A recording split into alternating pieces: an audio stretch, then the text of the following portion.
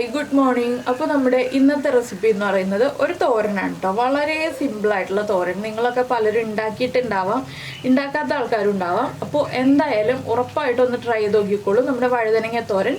അപ്പോൾ വഴുതനങ്ങ തോരൻ എങ്ങനെയാണ് ഉണ്ടാക്കുന്നതെന്ന് കാണണ്ടേ? നമുക്ക് നമ്മുടെ ഇൻഗ്രീഡിയൻസ് നോക്കാം. നമ്മളിപ്പോൾ ഒരു 1/4 കിലോ വഴുതനങ്ങ ഇതുപോലെ ചെറിയ പീസുകളായിട്ട് കട്ട് ചെയ്തെടുത്തിട്ടുണ്ട്. ഈ ഒരു വലുപ്പത്തിലാണ് കട്ട് ചെയ്തിട്ടുള്ളത്. മെഴുക്കുവരട്ടിക്ക് കട്ട് ചെയ്യുന്നതിനേക്കാൾ കുറച്ചുകൂടി ചെറുതായിട്ട് കട്ട് ചെയ്യുക. അത് കട്ട് ചെയ്ത് വെള്ളത്തിൽ തന്നെ ഇട്ട് വെക്കുക കേട്ടോ, ഇല്ലെങ്കിൽ കളർ മാറിപ്പോവും. പിന്നെ നമ്മൾ എടുത്തിരിക്കുന്നത് 1/2 കപ്പ് തേങ്ങ ചിരവിയതാണ്. പിന്നെ ഒരു 10-12 ഉള്ളി എടുത്തിട്ടുണ്ട്. ഒരു ചെറിയ സവോള എടുക്കാം, ഇല്ലെങ്കിൽ ഒരു 10-12 ഉള്ളി എടുക്കാം. ഉള്ളി എടുക്കുകയാണെങ്കിൽ ടേസ്റ്റ് കൂടുതലുണ്ടാവും. പിന്നെ 3 പച്ചമുളക് എടുത്തിട്ടുണ്ട്. പച്ചമുളകൊക്കെ നമ്മുടെ എരിവനുസരിച്ച് എണ്ണം വ്യത്യാസം വരുത്താം, അതൊക്കെ നമ്മുടെ ഇഷ്ടമാണ്. അപ്പോൾ എന്തായാലും നമുക്ക് ആദ്യം ഒരു ചട്ടി ചൂടാക്കിയിട്ട് കറി ഉണ്ടാക്കാൻ തുടങ്ങാം.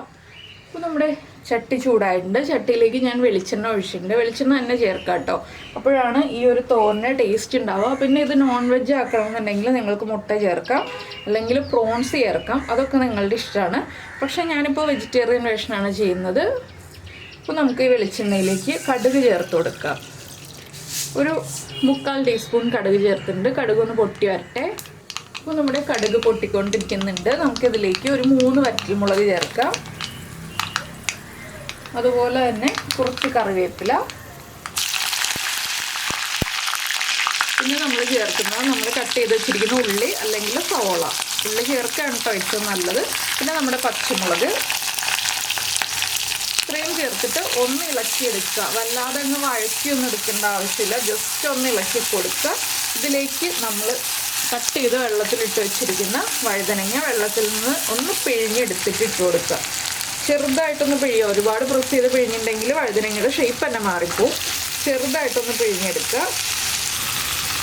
വഴുതനങ്ങ ഇപ്പോൾ കൂടുതലുണ്ടെങ്കിലും കുക്കായി വരുമ്പോൾ അളവ് കുറയും കേട്ടോ. അതനുസരിച്ചാണ് നമ്മൾ ബാക്കിയുള്ള ഇൻഗ്രീഡിയൻസ് ഒക്കെ എടുത്തിട്ടുള്ളത്.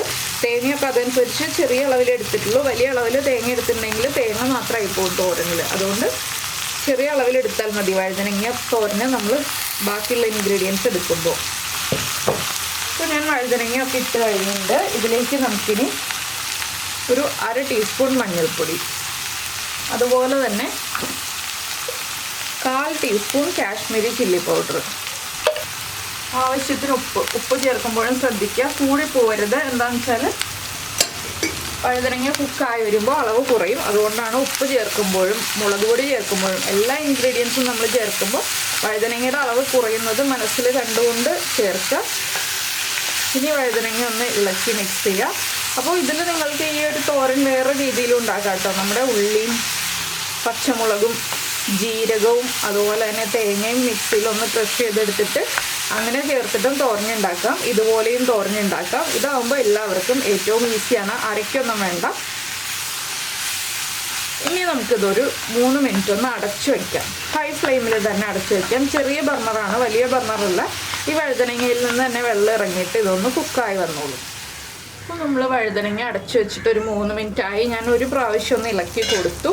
ഇത് കണ്ടോ, വെള്ളമൊക്കെ ഇറങ്ങി വന്നിട്ടുണ്ട്. അതുപോലെ തന്നെ എണ്ണയും നന്നായിട്ട് തെളിഞ്ഞ് നിൽക്കുന്നുണ്ട്. വഴുതനങ്ങ കുക്കായി തുടങ്ങുന്നുണ്ട്. എന്താണെന്ന് വെച്ചാൽ നമ്മൾ ചെറുതായിട്ട് കട്ട് ചെയ്യുമ്പോൾ വഴുതനങ്ങയ്ക്ക് അധികം കുക്കിംഗ് ടൈം ഇല്ല. അല്ലെങ്കിൽ തന്നെ വഴുതനങ്ങയ്ക്ക് കുക്കിംഗ് ടൈം കുറവാണ്. ചെറുതായിട്ട് കട്ട് ചെയ്യുമ്പോൾ വേഗം കുക്കായി കിട്ടും. ഇനിയിപ്പോൾ ഇതുണ്ടോ, ഇങ്ങനെ കട്ടാവുന്നുണ്ടോ നോക്കുക. കട്ടാവുന്നുണ്ടെങ്കിൽ നമ്മുടെ വഴുതനങ്ങ കുക്കായി എന്നാണ്. ഇനി ഇതിലേക്ക് നമുക്ക് തേങ്ങ ചേർത്ത് കൊടുക്കാം.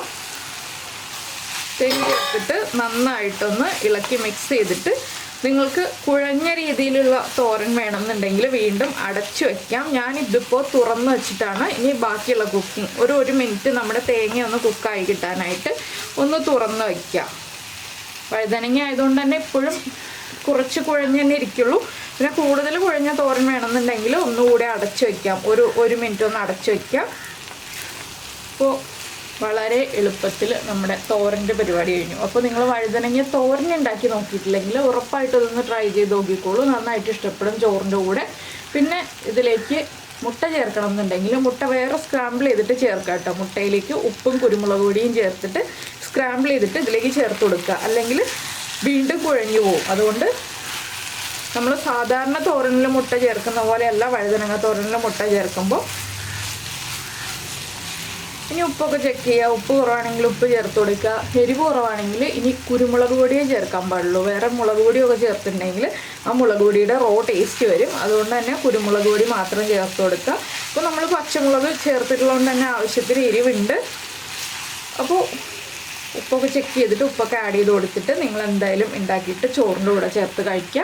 പിന്നെ നമ്മുടെ ചാനൽ ആദ്യമായിട്ട് കാണുകയാണെങ്കിൽ നമ്മുടെ വീഡിയോ പ്രസൻറ്റ് ചെയ്യുന്ന രീതിയൊക്കെ ഇഷ്ടമായി എന്നുണ്ടെങ്കിൽ നമ്മുടെ ചാനൽ ഒന്ന് സബ്സ്ക്രൈബ് ചെയ്ത് സപ്പോർട്ട് ചെയ്യണേ. സബ്സ്ക്രൈബ് ചെയ്യുന്നതിന് ഈ വീഡിയോയുടെ താഴെയുള്ള റെഡ് സബ്സ്ക്രൈബ് ബട്ടൺ ഒന്ന് ക്ലിക്ക് ചെയ്യുക. ആൻഡ് റൈറ്റ് സൈഡിലുള്ള ബെല്ലൈക്കണും ക്ലിക്ക് ചെയ്യുക. അപ്പോൾ ഓളെന്ന് പറഞ്ഞിട്ടൊരു ഓപ്ഷൻ കാണാം. ആ ഓളും കൂടി പ്രസ് ചെയ്തിട്ടുണ്ടെങ്കിൽ ഞാൻ എപ്പോഴും വീഡിയോ അപ്ലോഡ് ചെയ്യുമ്പോൾ നിങ്ങൾക്ക് നോട്ടിഫിക്കേഷൻ വരും.